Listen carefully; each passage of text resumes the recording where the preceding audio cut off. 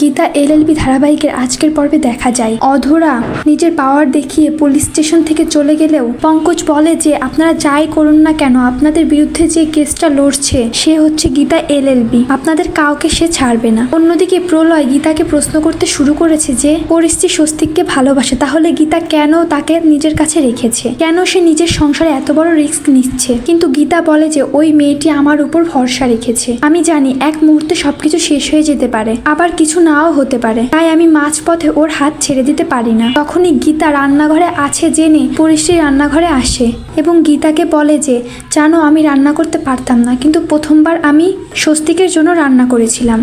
স্বস্তিক সেই মানুষটা যার সাথে আমার বিয়ে হওয়ার কথা ছিল, আর আমি ওই স্পেশাল মাংস কষার রেসিপিটা আপনাকে বলে দেব, আপনি আপনার বরকে খাওয়াবেন, উনি খুব খুশি হবে। তারপর বলে যে তাদের বাড়িতেও একজন মেহেক বলে ছিল, একজনকে আমি ছোটকা বলেও ডাকতাম, কিন্তু সেখানে গীতা বলে কেউ ছিল না। তারপর সে গীতাকে জিজ্ঞেস করে আপনার স্বামীর নাম কি স্বস্তিক, প্লিজ একবার আমাকে বলুন। পরিস্থিতি চঞ্চল হয়ে ওঠে আর গীতাকে বারবার এই একই কথা জিজ্ঞেস করতে থাকে।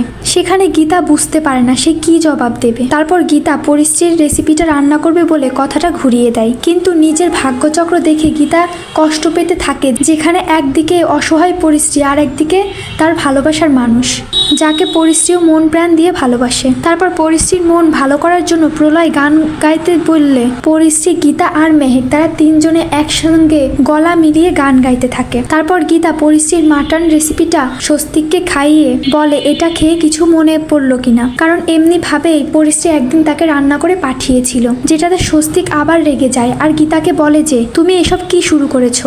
গীতা বলে আমি শুধু দেখছি তোমার হৃদয়ে আজও পরিস্থিতির জন্য ভালোবাসা আছে কিনা। ওই মুহূর্তে পঙ্কজ গীতাকে ফোন করে বলে মিনুর ডেড বডিটা রিলিজ করে দেওয়া হয়েছে, পরিচিকে দেখতে আসবে। গীতা বলে যার জন্য সে এত বড় লড়াই করছে তাকে সে অবশ্যই দেখবে। তারপর গীতা পরিস্থিতিকে নিয়ে শেষবারের মতো মিনুকে বিদায় জানাতে পারে। মিনুর কাছে পৌঁছে পরিস্থিতি তার গায়ে হাত দিয়ে কান্নায় ভেঙে পড়ে। সে জানে যে তার পথের দিশারি মিনু আর কোনোদিনও ফিরে আসবে না, যেখানে গীতা আর মেহেক তাকে সামলাতে থাকে। তো বন্ধুরা আজকের পর্বটি তোমাদের কেমন লেগেছে কমেন্ট করে জানাতে ভুলো না।